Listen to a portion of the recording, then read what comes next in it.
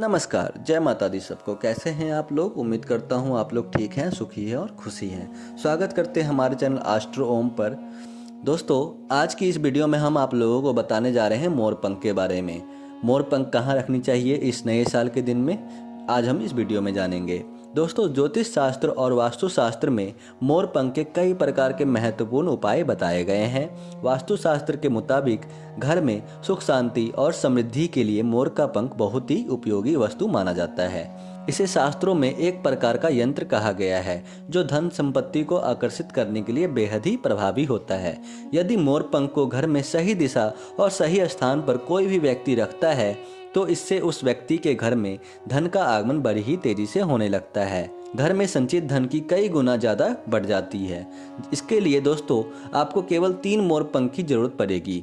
आज के इस वीडियो में हम आप लोगों को उस जगह के बारे में बताने जा रहे हैं जहां पर नया साल 1 जनवरी के दिन सिर्फ 3 मोर पंख को रख देना है और एक छोटा सा उपाय कर लेना है।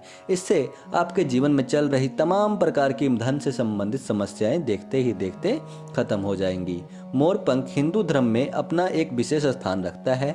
धार्मिक ग्रंथों के मुताबिक मोर का पंख एक चमत्कारी यंत्र की भांति कार्य करता है जिसका प्रयोग प्राचीन काल से ही कई प्रकार के तांत्रिक साधनाओं में किया जा रहा है। ज्योतिष शास्त्र में भी मोर पंख का स्थान बड़ा ही महत्वपूर्ण माना जाता है। इसी के साथ ही पुराणों में भी मोर पंख से जुड़े कई प्रकार के उपायों के बारे में वर्णन किया गया है। जबकि आयुर्वेद में भी मोर पंख अपना एक विशेष स्थान रखता है क्योंकि मोर पंख के माध्यम से कई प्रकार की बीमारियां और रोगों को दूर किया जाता है। प्राचीन काल में मोर पंख का प्रयोग करके गंभीर बीमारियों का इलाज किया जाता था। मोर पंख से जुड़ी हुई कई प्रकार की कथा पौराणिक शास्त्रों में देखने को मिलती है। दोस्तों, पक्षी शास्त्र में मोर से जुड़ी एक कथा का वर्णन देखने को मिलता है जिसके अनुसार प्राचीन युग में संध्या नाम का एक असुर हुआ करता था। वह बहुत ही ज्यादा शक्तिशाली और बड़ा तपस्वी था। गुरु शुक्राचार्य से विद्या प्राप्त करके वह देवताओं को अपने शत्रु मानने लगा था। साथ ही उसने ब्रह्मदेव और भगवान शिव से वरदान प्राप्त किया। उससे वह और ज्यादा शक्तिशाली बन गया। उसके बाद उसने स्वर्ग पर आक्रमण करके कई देवताओं को बंदी बना लिया। तब उस असुर को वध करने के लिए देवताओं ने एक योजना बनाई और उसके लिए उन्होंने मोर की सहायता ली और सभी देवता 9 ग्रह सहित मोर के पंख से विराजित हो गए जिससे मोर बहुत ही अधिक शक्तिशाली बन गया। विशालकाय रूप धारण करके उस मोर ने संध्या असुर पर आक्रमण कर दिया। इस युद्ध में संध्या असुर का वध हो गया और देवताओं ने उनका आधिपत्य फिर से प्राप्त हुआ। सभी देवताओं ने मोर की प्रशंसा की और उसे भी पूजनीय होने का वरदान दे दिया।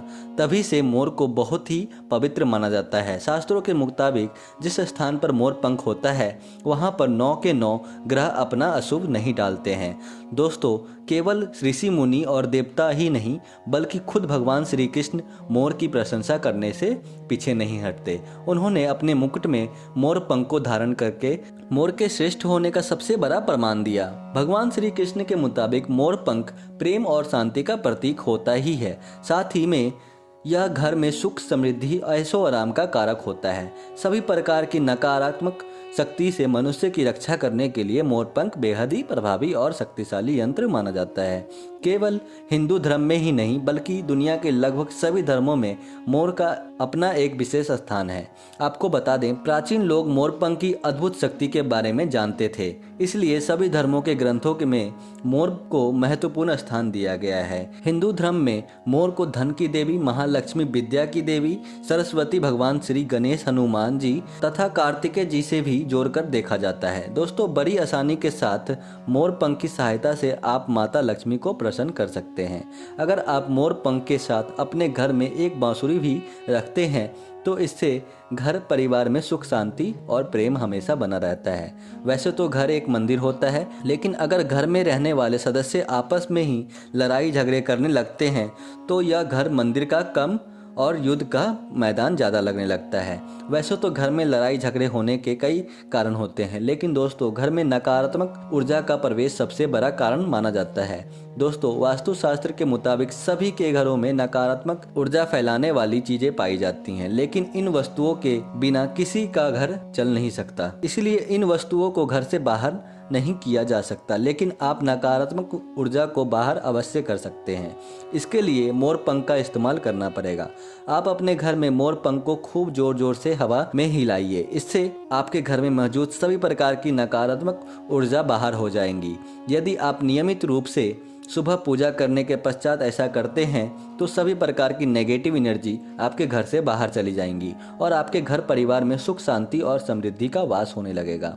दोस्तों, इसी के आधार पर आज हम आप लोगों को बताने जा रहे हैं नए साल 1 जनवरी के दिन आपको घर में कौन कौन से 3 जगहों पर मोर पंख को अवश्य रखना चाहिए। अगर आप इन 3 जगहों पर मोर पंख रखते हैं तो इससे आपके घर में मौजूद सभी प्रकार की नकारात्मक ऊर्जा घर से बाहर हो जाएंगी और परिवार के सभी लोग तेजी से तरक्की करते हुए आगे बढ़ेंगे।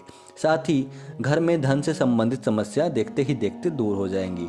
सबसे पहले तो दोस्तों, आपको नए साल के दिन अपने मुख्य द्वार के ऊपर गणेश जी की प्रतिमा रखना है और प्रतिमा के दोनों तरफ मोर पंख रखें। वास्तुशास्त्र में प्रतिमा के दोनों तरफ मोर पंख रखें। वास्तुशास्त्र के मुताबिक ऐसा करने से आपके घर में किसी भी प्रकार की कोई नकारात्मक ऊर्जा प्रवेश नहीं कर पाती। यदि आप वास्तुशास्त्र के विरुद्ध चलते हैं तो दोस्तों 3 मोर पंख मुख्य द्वार पर अवश्य रखें। इससे सभी प्रकार के वास्तु दोष खत्म हो जाते हैं। अगर आपके घर परिवार में किसी व्यक्ति को ग्रहों के दुष्प्रभावों का सामना करना पड़ रहा है या फिर आपको खुद को ग्रहों की पीड़ा सता रही है तो दोस्तों ऐसे में शुद्ध गंगा जल या फिर शुद्ध जल का मोर पंख छिड़कावा करके उसे ऐसी ही स्थान पर रख दें जहां पर उसे कोई देख ना सके। इससे सभी प्रकार के ग्रह दोष खत्म हो जाते हैं।